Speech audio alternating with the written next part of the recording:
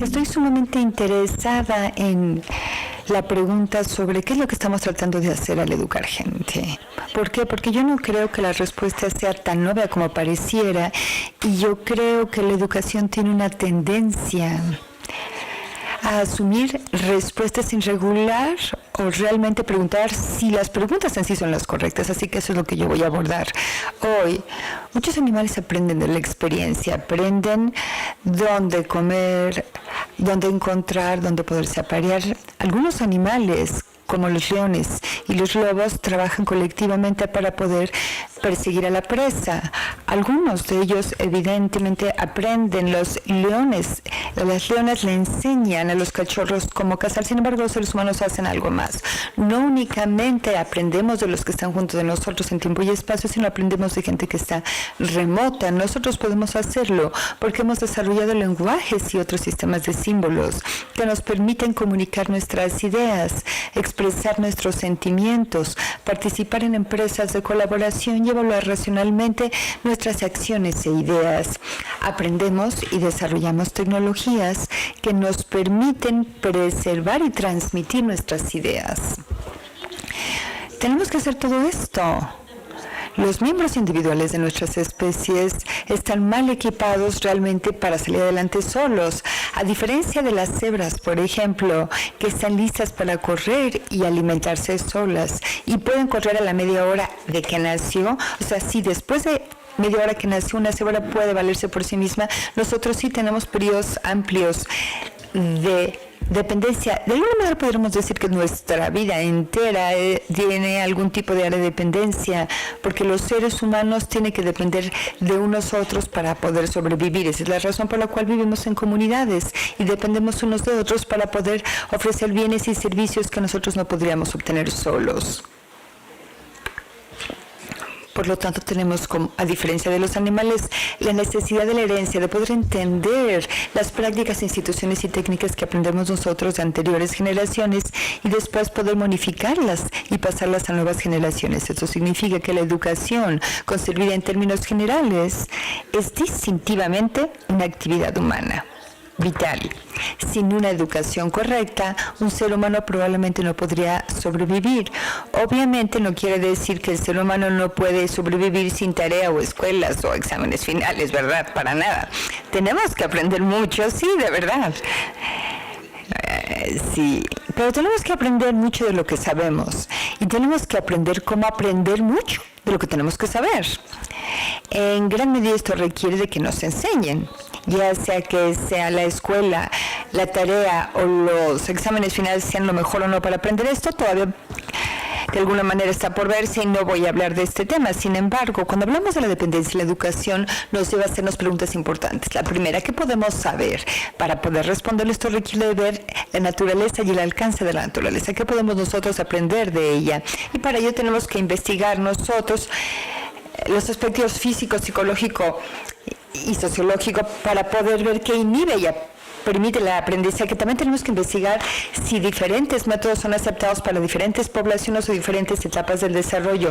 O sea, ¿cómo aprende una persona? Y para poder responder esto requiere de metodología que nos lleva a investigar el aprendizaje. Tenemos que desarrollar nosotros una ciencia de la educación para ver realmente cuáles son los métodos aceptados. Es suficiente recurrir a otras ciencias como la psicología, la neurociencia, sociología quizá. Todas estas son preguntas que debieran preocuparnos. Después hay que considerar qué es lo que vale la pena aprender. Obviamente no es el caso que todas las opiniones, instituciones, prácticas o enfoques vale la pena pues aceptarlas, implementarlas y transmitirse a los descendientes. De lo que se puede aprender, que debemos aprender, realmente qué es lo que aprendemos en la escuela pudiera ser considerado como una pérdida de tiempo. Es lo que yo quiero preguntarles. ¿Cuáles son los criterios para decidir? Y estos varían con las circunstancias. Obviamente porque quizá de país a país es diferente, de momento a momento en la historia, quizá hay consideraciones más índole local. Ahora, parecería ser que no tenemos que preocuparnos de estas preguntas en tanto las instituciones educativas y las prácticas educativas existen. Nuestros predecesores implícitamente las han podido responder. Nosotros somos parte de una tradición. Pero estas complacencias de alguna manera pueden ser problemáticas. El decir que nosotros tenemos instituciones educativas y prácticas educativas no quiere decir que cumplan con su fin. Quizá puedan estar desactualizadas, ser injustas o no efectivas. Quizá no estamos viendo oportunidades que deberíamos aprovechar. El decir que estamos haciendo algo no quiere decir que estamos haciendo lo que tendríamos que estar haciendo. Para poder desarrollar y sostener un régimen educacional adecuado, tenemos que hacer preguntas filosóficas fundamentales. ¿Qué constituye una buena educación? ¿Qué hace que la educación sea buena? ¿Para qué es buena la educación? Estas preguntas son tan antiguas como la filosofía misma. En la República, Platón se pregunta qué tipo de vida vale la pena vivir y reconoce que esta pregunta no puede responderse independientemente de preguntarse qué tipo de educación equipara a la gente o equipa a la gente con las habilidades, deseos y motivaciones que se requieren para vivir una buena vida. Las capacidades solas no son suficientes y esto es algo que con frecuencia olvida la educación. Si la gente tiene una buena vida y esta requiere que lea, pues no tiene únicamente que poder leer, sino la gente debe de saber qué leer y estar inclinada a leer. A mí me preocupa mucho que muchas personas que son alfabetas no vuelven a abrir un libro después de salir de la escuela. Esto es terrible. Así que tenemos nosotros que volver a motivarlos y convencerlos que hay algo que vale la pena para continuar el proceso de aprendizaje. Si una buena vida requiere de contribuir al bienestar de una comunidad, entonces las personas tienen no únicamente que saber que tienen que contribuir al bienestar de la comunidad, sino deben de estar motivadas a hacerlo. Además, las habilidades de esos y motivaciones tienen que estar integrados, tienen que ser adecuadamente entremezclados para que de alguna manera se apoyen entre sí y no se hagan daño. La educación, ya sea que sea formal o informal, es de alguna manera una empresa que se lleva a cabo, a diferencia de la indoctrinación que puede llevarse a cabo sin pensar en que se está indoctrinando. La educación requiere de una reflexión crítica de sus medios y de sí misma. ¿Qué te estamos tratando de comunicar? O sea, ¿por qué nada más transmitir esto? ¿Qué es lo crucial? ¿Cuál es el costo, incluido el costo de oportunidad de haber optado por esto en lugar del otro? ¿Cuáles son los medios apropiados y efectivos para poder lograrlo? Así, para nosotros la educación nos da los recursos necesarios para poder investigar todos estos asuntos. Esto se alimenta a todos los diferentes aspectos de la teoría de la educación y la práctica de la educación y se alimenta a todas las diferentes ramas de la filosofía. Hace preguntas básicas e intenta identificar e investigar supuestos que generalmente son sin decir, o sea, ¿qué es el conocimiento? Uno va a la escuela y la gente asume que sabe cuál es el conocimiento y trata de impartir parte de esto, pero la pregunta es, ¿qué es el conocimiento? No es una pregunta tan sencilla de responder. ¿Cómo es diferente el conocimiento del entendimiento, si es que existe? ¿Qué es el aprendizaje? ¿Qué es la enseñanza? ¿Cuál es la diferencia entre aprender o cambiar de forma de pensar? ¿Qué quiere decir la enseñanza? ¿Cuál es la diferencia de coaching o endoctrinar o enseñar o de otros modos para poder hacer a la gente cambiar su punto de vista? Todas estas son preguntas que pudieran parecer psicológicas y claramente hay un componente psicológico en ellas. Todas tienen que ver con la forma en la cual la gente piensa. Sin embargo, la psicología per se no nos va a dar las respuestas que estamos buscando. Para poder enseñar, aprender y evaluar, hay que entenderlos, porque hay un compromiso, es la idea de que algo se ha hecho bien o con maestría o correctamente. Estas preguntas son las que surgen. ¿Cuáles son los estándares de evaluación correctos? ¿Y qué es lo que justifica la elección de dichos estándares? Digamos que ya conocemos las causas de la malaria o las causas de la guerra de opio, no quiere decir que ya pueda dar opiniones basadas en esto, no, tiene que tener por lo menos opiniones variadas del tema para poder dar una opinión. Debe de haberlo hecho tanto de una forma que involucre una actividad cognitiva y no únicamente, digamos, un implante en la corteza frontal. además de tener las opiniones, uno tiene que apoyarlas y tenemos que dar las razones para las cuales la gente pueda pensar que es correcto, y luego podemos nosotros responder de forma creíble qué te hace decir eso, cómo sabes. Obviamente se requiere mucho análisis para poder explicar exactamente qué es lo que se requiere para poder decir que ya uno aprendió algo. El entenderlo requiere de saber qué tipo de logros se han hecho con el aprendizaje. Y esta es una pregunta normativa. O sea, ¿qué está logrando así? ¿Cuál es la propiedad que trae algo positivo por razones morales? Hay algunas formas que no cuentan como enseñanza, a pesar de que la coerción o el condicionamiento, los implantes quirúrgicos pudieran hacer que una persona piense o cree algo. No es obvio que una persona que ha pasado por estos procedimientos realmente ha aprendido algo, ¿sí? Y apelo a la capacidad de pensar de los estudiantes. Hay que respetar la autonomía intelectual del estudiante, y para poder hacerlo tenemos que cambiar nuestra mentalidad y hacer una calificación en la enseñanza. La publicidad y la propaganda, en términos de Platón, nos influyen a nosotros. Esto quiere decir que nos llevan a nosotros a adoptar ciertas creencias y otras actitudes sin realmente estar conscientes de que lo estamos haciendo. O sea, la publicidad es toda una profesión. Para ello, de hecho, estos métodos hacen un bypass de todas nuestras capacidades críticas. Esto es una falta de respeto a nosotros como agentes morales e intelectuales, a pesar de que el contenido transmitido sea el correcto y que las actitudes y creencias sean valiosas para impartir. Por otro lado, la educación demanda de razones, de respuestas disponibles al estudiante. Una buena respuesta a ¿por qué debiera yo pensar así? Debe equipar a los estudiantes para poder pedir las razones, reconocer las razones, dar las razones de sus propias creencias y acciones, y ser escéptico con criterio cuando las razones no están disponibles. En el corazón mismo de la filosofía de la educación está la pregunta: ¿cuál es la meta de la educación? ¿Cuál es el punto? ¿Qué es lo que estamos tratando de hacer? Pudiera haber respuestas múltiples. Quizá la educación en su conjunto puede tener muchos fines, o quizá diferentes ámbitos de la educación tienen diferentes fines. Pero si nosotros no examináramos seriamente este conjunto de preguntas, entonces estaríamos perdidos para poder entender cómo diseñar las políticas, prácticas e instituciones educativas.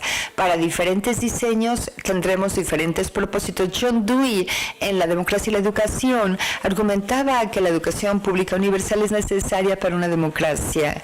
Teniendo el derecho a votar, no ha hecho bien a los ciudadanos si no tienen los recursos para decidir para qué votar y por quién votar. Están vulnerables de alguna manera a los charlatanes si no tienen la posibilidad o el incentivo de evaluar realmente las cosas antes de votar por sí mismos. En una sociedad liberal democrática existe una justificación política para la educación pública universal. Sin embargo, ¿esta justificación resulta ser suficiente? Aparentemente no. Primero, se aplica únicamente a las democracias. Nada parecería seguir, o por lo menos directamente seguir, sobre si existe justificación alguna para una educación pública universal. Para los ciudadanos y las sociedades que no aspiran a ser democracias. Segundo, no queda claro que los ciudadanos y las democracias tengan el derecho únicamente al tipo y nivel de educación que necesitan para funcionar bien como ciudadanos. Supongamos, por ejemplo, que para poder funcionar efectivamente como ciudadano nos requiere más de una educación del 10º grado. ¿Significa esto que la obligación de la sociedad es educar a su gente y hasta el 10º año ya no? ¿O debe, por otro lado, la sociedad ofrecer a los jóvenes todavía más del 10º grado? Dewey estaba más preocupado con qué se requiere para poder ser un miembro participativo de la comunidad que para ser un ciudadano activo de un país con una forma de gobierno específica. El punto aquí es que parecería haber algo indebidamente no claro sobre la asunción de que la justificación plena de educación se deriva nada más de la habilitación de alguien que pueda funcionar bien como ciudadano. En todo el mundo, no recientemente, sino hasta hace mucho tiempo, la gente está inclinada a que el papel de la educación es preparar a la gente como fuerza laboral. Y entonces, por lo tanto, las habilidades que debe impartir la educación es hacer buenos trabajadores a los estudiantes, y estos están circunscritos a ciertos contextos en la sociedad. En diferentes momentos de la historia, los trabajadores necesitan diferentes habilidades. Yo no tengo duda alguna que darle a los estudiantes buenas competencias está bueno, pero ¿es eso lo único que debe hacer la educación? No debe de dar nada más trabajo a los futuros trabajadores a costa de otro tipo de habilidades. O sea, la cosa es que la gente no son nada más trabajadores, son también miembros de familia, amigos, culturales, comunidades. Sus intereses y aspiraciones están más allá de lo que es su sector laboral.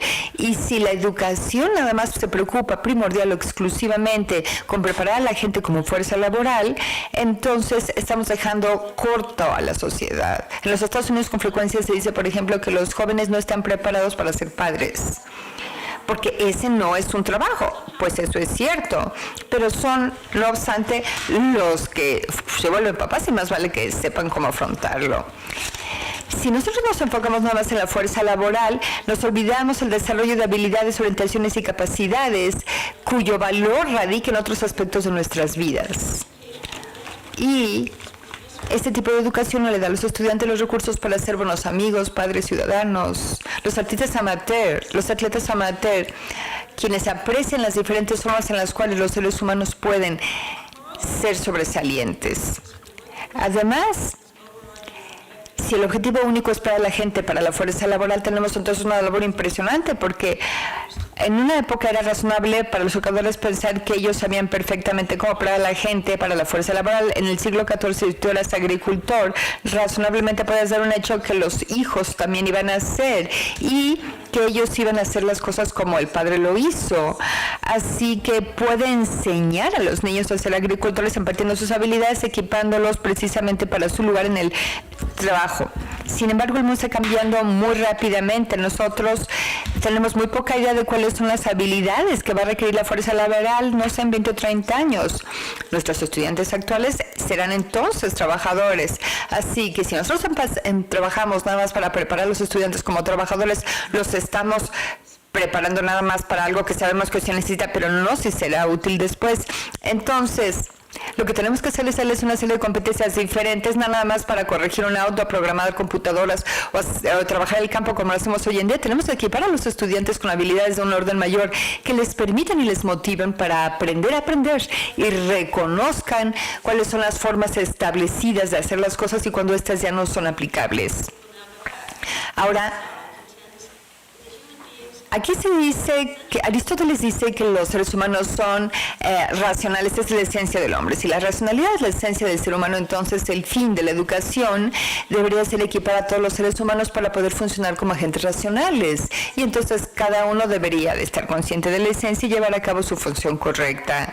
Pero esto pudiera requerir de habilidades diferentes o más y diferentes orientaciones que aquellas que se requieren para poder hacer de cada uno de nosotros un ciudadano o un miembro de la fuerza laboral.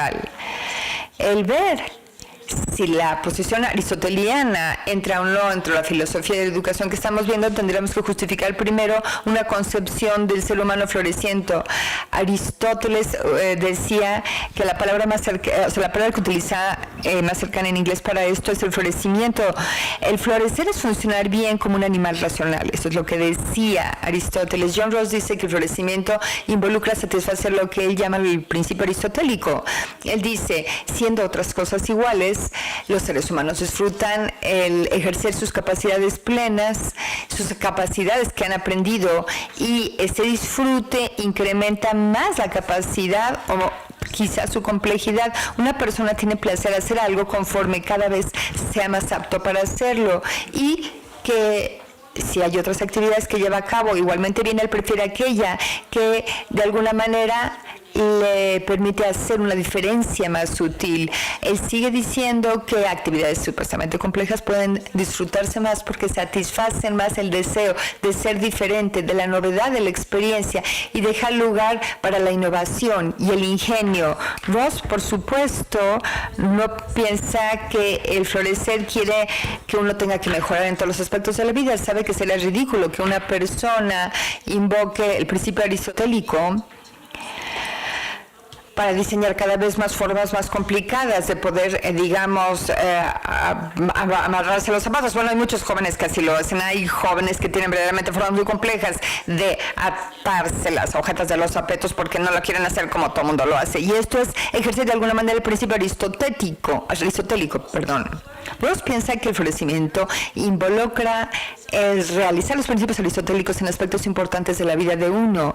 Si esto es cierto y si el nombre de la educación es permitir que la gente florezca, entonces tenemos que equipar y motivar a los estudiantes a que continúen mejorando su desempeño en aspectos significativos de su vida y refinen sus capacidades para poder hacer diferenciaciones sutiles. Nosotros nos preguntaríamos si existe algo como el florecimiento humano. Con esto no quiero decir que no tengamos que preguntar nosotros si algunas gentes florecen o no. Obviamente hay gente que florece. La pregunta es si el florecimiento es nada más una propiedad única que todos aquellos que florecen comparten. Y de ser así, entonces todos los que florecen de alguna manera son parecidos, ¿no? Los antiguos griegos decían que la respuesta a esta pregunta era sí, el florecimiento tiene que estar caracterizado a cierto nivel de distracción, de manera que las características relevantes pudiesen ser generales. Sin embargo, había un bien común que era el hombre, que todos estaban buscando y que todos deberían de exitosamente lograr.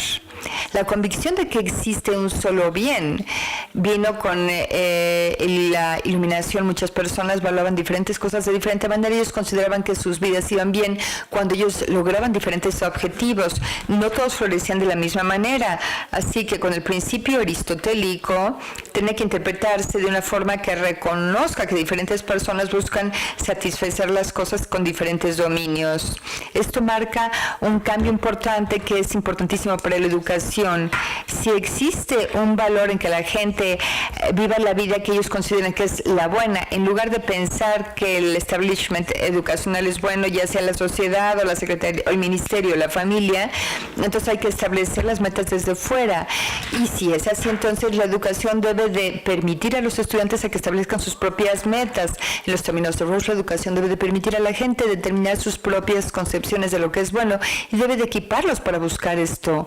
Deben de buscar limitados por no dañar los derechos de los otros y tener la misma libertad de poder buscar su propia concepción del bien. La concepción del bien de una persona es un esquema con varios extremos que él apoya, o sea, ella acepta que son cosas cuyo logro puede traer como resultado una vida que considere bien vivida la persona.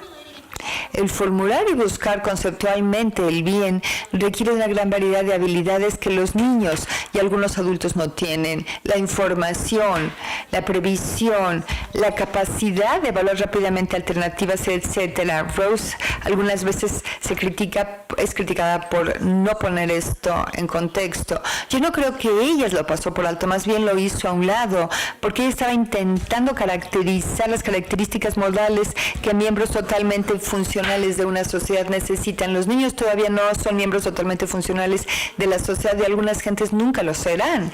Sin embargo, la crítica dice que los roles no son completos y algo que es significativo para la filosofía de la educación, porque nuestro negocio es con las personas que todavía no son miembros formados totalmente de la sociedad. Así que tenemos que preguntarnos si qué más se requiere y para eso hay que irnos nosotros. Ascension dice que para poder formar lo que Rose llama una concepción del bien, la gente requiere de una serie de capacidades. Algunas de nacimiento, otras se adquieren. Entre las adquiridas están las capacidades de reconocer las oportunidades, de estructurar alternativas por uno mismo y de imaginar la posibilidad de adoptar diferentes bienes como los de uno. Estas oportunidades deben de ser opciones, no solo sueños. Debe ser algo que esté disponible a la gente, no únicamente algo de que me encantaría que me dijeran. No. ¿Por qué? Porque las oportunidades en cuestión deben ser reconocidas como genuinamente disponibles, o sea, qué capacidades tiene que desarrollar un estudiante y que son claves para las circunstancias. Sin embargo, si está muy restringida la visión de una persona, su capacidad de generar una concepción del bien va a estar bloqueada, no va a estar consciente de la variedad de oportunidades que tiene o la razón que pudiera tener para poder encontrarlas deseables. Déjenme explicarles ahora cómo Sam llegó a esto. A él le preocupaba que las mujeres en la parte rural de la India, que eran totalmente sin educación, nunca habían ido a la escuela y obviamente el rango de oportunidades que contaban estas personas era mínimo realmente, y si uno les preguntaba a ellas qué consideraban ellos que constituía una buena vida, ellas respondían, pues tener una buena suegra, eso es una buena vida. ¿Por qué? Porque básicamente cuando uno pasa a ser parte de la familia empleada bajo la decisión de la suegra, y si la suegra, digamos, no es de las buenas, pues ahí acabó todo, O sea, yo tengo una suegra maravillosa, o sea, no estoy diciendo yo eso, que no es maravilloso tener una suegra muy buena. Sin embargo, imagínense que hay gente que piensa que el tener una buena vida es tener una buena suegra y ahí se limita. Estas mujeres ni siquiera tienen la capacidad de poder imaginar algo mejor para ellas que tener una buena suegra, a pesar de que tenían grandes trabajos o son programadoras de computadora en India. Ellos sabían que era una programadora de computadora, sabían cómo poder convertirse ahí. Esto era algo que pudieron hacer porque sencillamente era lo que podían hacer por su falta de educación, así que se pensó que tenían que desarrollar estas capacidades para poder de alguna manera primero saber cuáles eran las opciones y también para poder imaginarse a uno mismo como en ese lugar empáticamente, y esto es algo que la educación es muy importante para lograr. ¿Por qué? Porque si una persona conforma una concepción viable de lo que es bueno, pero sus recursos están indebidamente limitados, la persona no puede implementar la concepción, no puede llegar allá de aquí si los recursos no están disponibles. No es suficiente que esté equipada para vivir una vida que ella considere buena nada más porque ella es fácilmente satisfacible.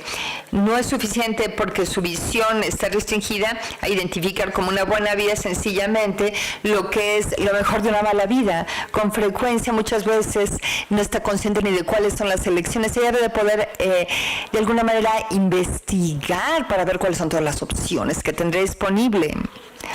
Algunas limitaciones son inevitables. Nosotros no podemos de alguna manera volar abatiendo los brazos, nadie puede hacerlo. Sin embargo, esta es parte de mi concepción de la buena vida. Tenemos que decir, bueno, pues hay que ver una opción disponible que no sea esta porque no podemos volar. Bueno, hay algunas limitaciones que son inevitables para ciertas personas, pero no otras. Pero si uno es ciego, obviamente no puede manejar un avión comercial a menos de que recupere la vista. Sin embargo, puede tener unos recursos diferentes para lograr otras cosas. Un joven, por ejemplo, que vive a una distancia, puede ir a la escuela si tiene una bicicleta. Un miembro de un grupo que no puede entrar a cierto grupo, bueno, hay que cambiarle para que esta persona que está prohibido que estudie algo pueda estudiarlo. Hay cosas que se pueden remediar o aminorar a través de la educación. El alfabetismo permite que la gente tanto pueda considerar carreras, hobbies y otras actividades que de otra forma no podrían. La capacidad del pensamiento crítico permite a la gente con criterio considerar diferentes concepciones de lo que es el bien. Hay que ampliar el rango mental para poder reconocer y estar conscientes de las facetas positivas y negativas de las diferentes opciones. De la perspectiva de una persona, uno se imagina a sí mismo como, digamos, un director general o como un coach de fútbol o lo que queramos. Y al imaginarlo, nos imaginamos que esto es algo bueno porque esto nos puede poner en la posición. A través de la imaginación la gente puede pensar no qué es bueno o malo acerca de esta forma de vida, sino qué sería bueno o malo para mí si yo estuviera en este puesto, no en general. Y esto es algo que el participar con las artes y lecturas nos da una forma de razonar el por qué la literatura resulta muy valiosa, porque amplía los horizontes. No debe de haber ninguna sugerencia en ese punto de vista que las capacidades y la educación de Foster llevarían a todos los estudiantes a tener la misma concepción del bien. En lugar de ello, los estudiantes deberían cada uno evaluar las opciones y decidir por sí mismo cuál es el bien que más valoran. La educación debe reconocer que existe una gran variedad de vidas que la gente razonable puede considerar buena y debe equipar a los estudiantes para formular y buscar el tipo de vida que ellos consideren personalmente como bueno.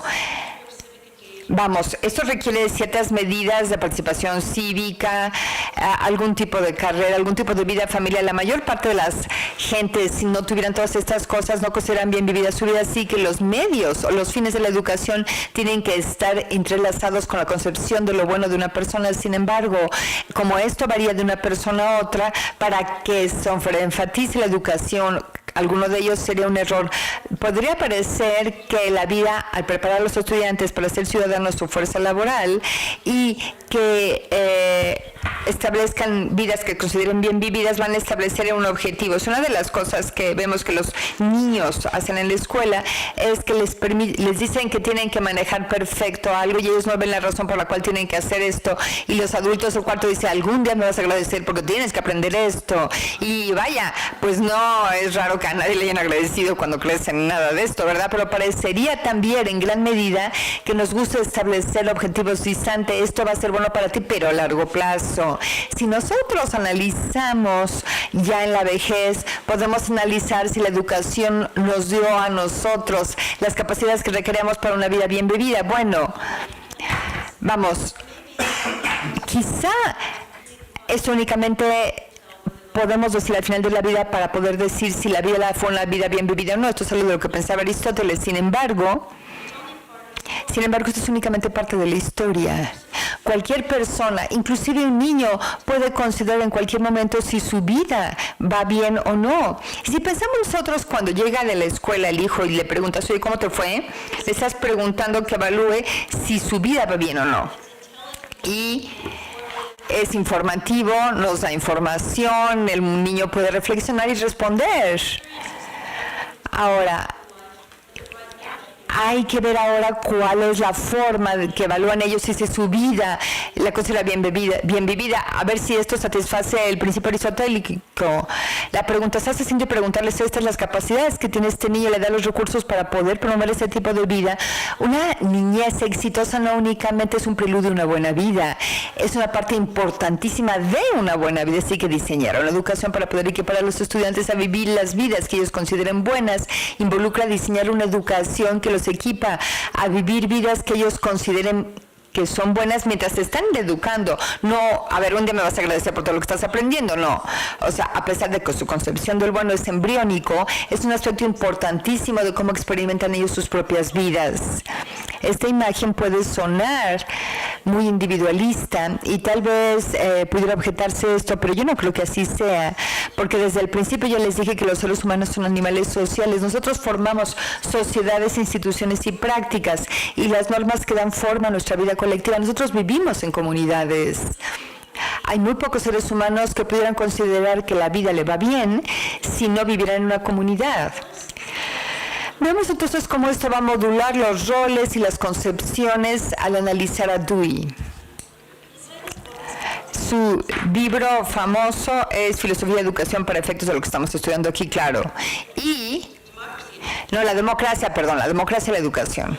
Y nosotros consideramos en forma estándar una forma de gobierno, en donde el gobierno gobierna por el consentimiento de la mayoría y donde el voto es el mecanismo para tomar las decisiones de índole político. Dewey no niega que la democracia política tenga estas características, pero él considera que la democracia no es nada más una forma de gobierno ni primordialmente eso. Para Dewey, la democracia es primordialmente una forma de vivir, de asociación, una orientación hacia empresas comunes, objetivos comunes, una vida colectiva social. El modelo de democracia de Dewey no es el Senado de los Estados Unidos, sino de una reunión, digamos, de una alcaldía en Nueva Inglaterra. Esta era una forma de gobierno que estaba muy común en Nueva Inglaterra en el siglo XIX, en las ciudades como las que él creyó. Todavía existe este tipo de reuniones comunitarias en algunos lugares. Bajo este tipo de gobierno, los residentes de una ciudad se reúnen para decidir qué va a hacer el pueblo. Todos los residentes adultos pueden participar en las decisiones y tienen el derecho y el deber de participar en las reuniones. Todos tienen libertad política, son iguales, pueden apoyar cualquier cosa que favorezca, tienen el derecho a ser escuchados, tienen voz y voto para decir qué y cómo hacer las cosas. Lo que Dewey llama una deliberación política es una forma de una deliberación política de respeto mutuo. Y es importante ver que este tipo de deliberación no es específica nada más a las instituciones americanas democráticas o a las anteriores inclusive. Nelson Mandela describe las reuniones de la tribu donde él asistió en Sudáfrica como niño con estas mismas características. Él decía que cualquier persona que quería hablar, hablaba. Era democracia en la forma más pura. Podría haber una jerarquía de importancia en los oradores, pero a todos se les escuchaba. Y todos, el encargado de la tienda, el granjero, el médico, el que trabajaba el campo, todo el mundo. La reunión duraba horas. Y la fundación misma de este gobierno es que todo el mundo tiene la capacidad de dar una opinión y tiene un igual valor como ciudadano. Obviamente las mujeres eran consideradas desafortunadamente de segunda clase. Las reuniones consideraban hasta llegar al consenso. Terminaban en una unanimidad, la decisión o no. La unanimidad pudiera ser un acuerdo de estar en desacuerdo y poder esperar a un momento más propicio. La democracia quiere decir que todo el mundo debería ser escuchado y que la decisión tiene que tomarse conjuntamente como pueblo. Creo que es muy importante ver que el mismo tipo de instituciones existían con antecedentes culturales completamente diferentes. Aquí tenemos la reunión que estaba en el pequeño pueblo de Nueva Inglaterra. Ahí lo que hacían era resolver los problemas que tenían que discutir todos. Todos se preocupaban, veían cuál era el problema, podían, hablar, de impuestos, carreteras, educación, salud pública, lo que fuera. Veían cuál era el problema. No todo el mundo estaba de acuerdo en qué hacer.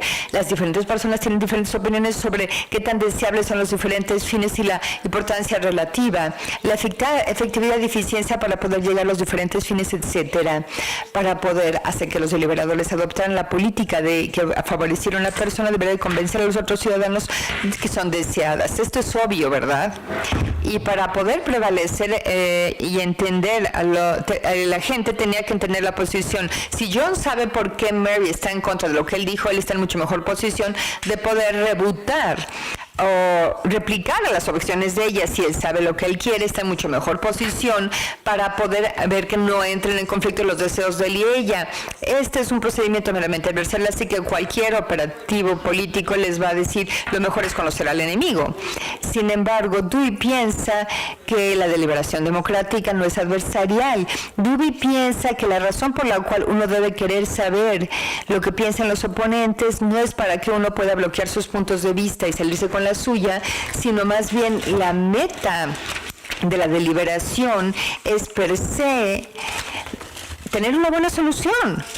Así que al considerar las ideas de todos, pues obviamente son el padre común para la deliberación, ideas que consideran, oye, ¿qué tal si hacemos esto o lo otro? Los deliberadores no argumentan nada más para poder llegar a su objetivo personal y poder desacreditar a los oponentes. No, es nada más para intercambiar los puntos de vista. No es para cooptarlos o para refutar, sino para entender los puntos de vista de todos, para entender cuáles son los objetivos de los demás y cuáles son los que vale la pena seguir adelante.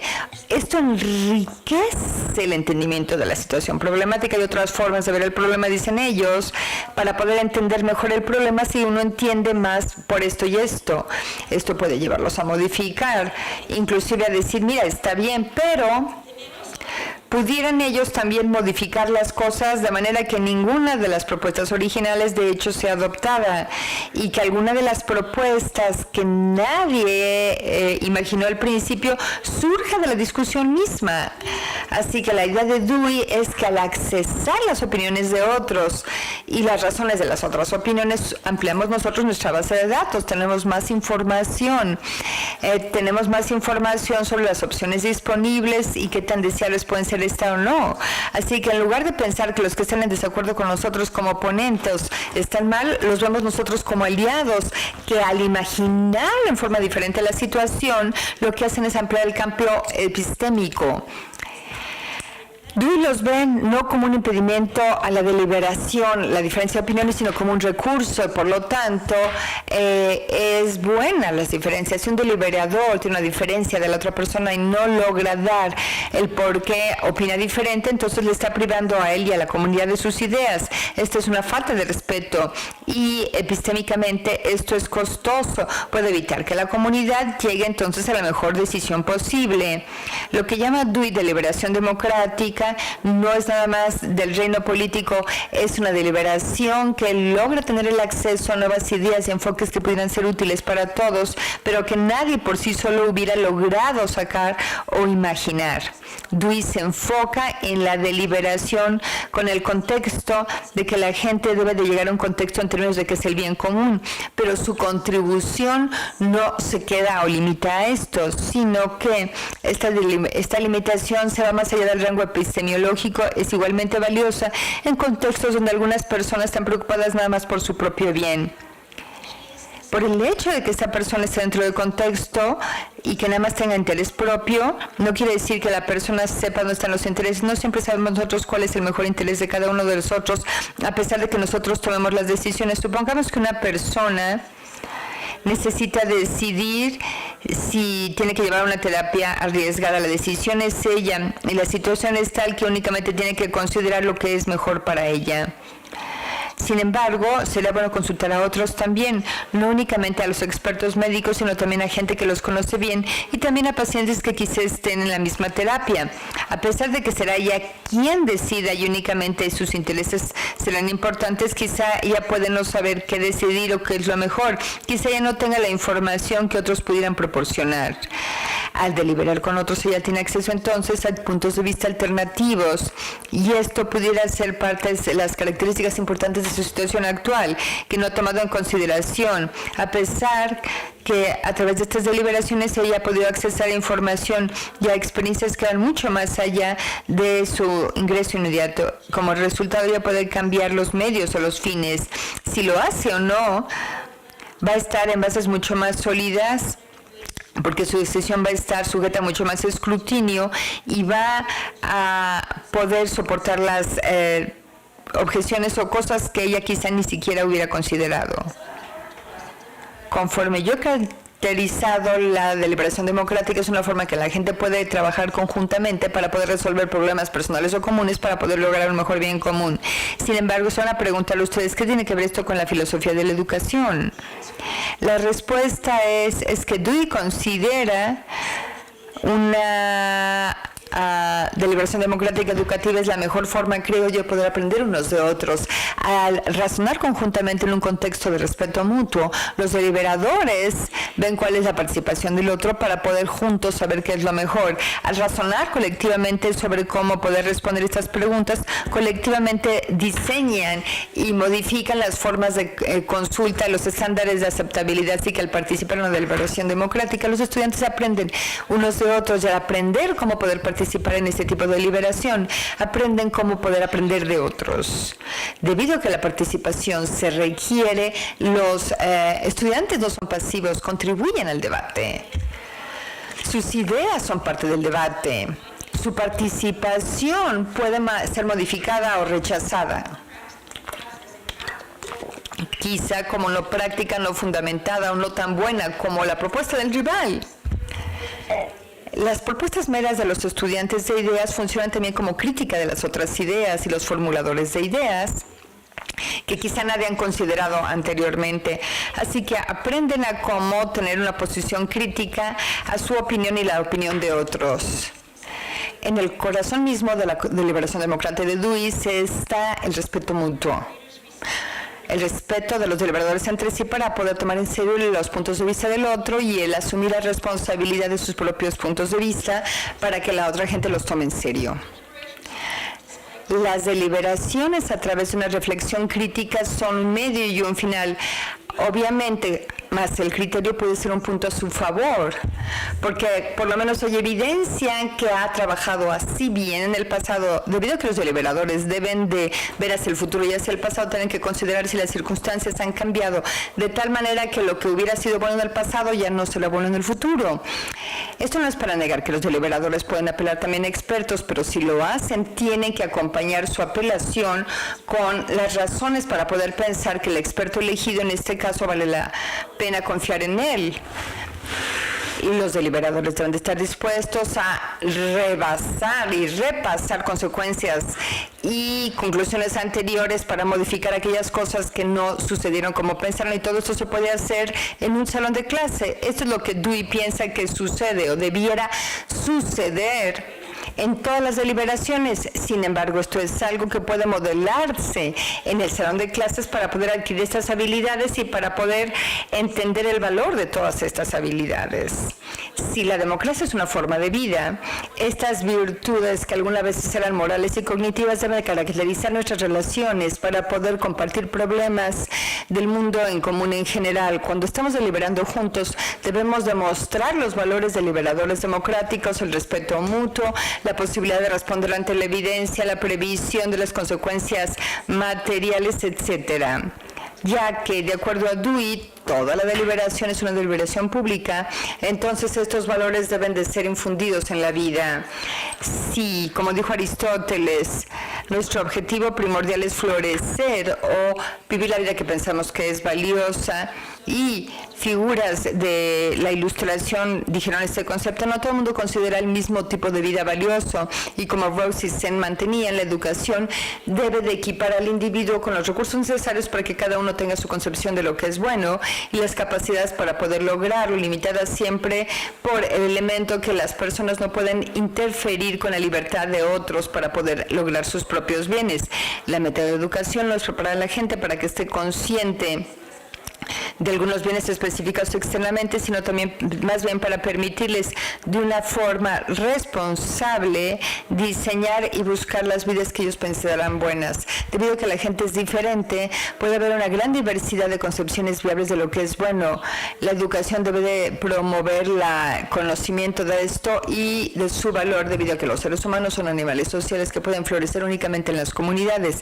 Tenemos que poder nosotros, como argumentaba Dewey, formar, criticar y modificar todas las concepciones del bien, apelando a la participación de otros, y tenemos que apreciar nosotros cuán estrechamente está vinculado esto al bien de la sociedad y al bien buscado por otros miembros de la sociedad. En lugar de que los individuos sean un individualismo, sino más bien un colectivismo, el individualismo y el colectivismo se refuerzan entre sí mutuamente. La capacidad de poder apreciar toda esta información y la motivación para poder motivar a la comunicación es per se una de las metas fundamentales de la educación. Muchísimas gracias.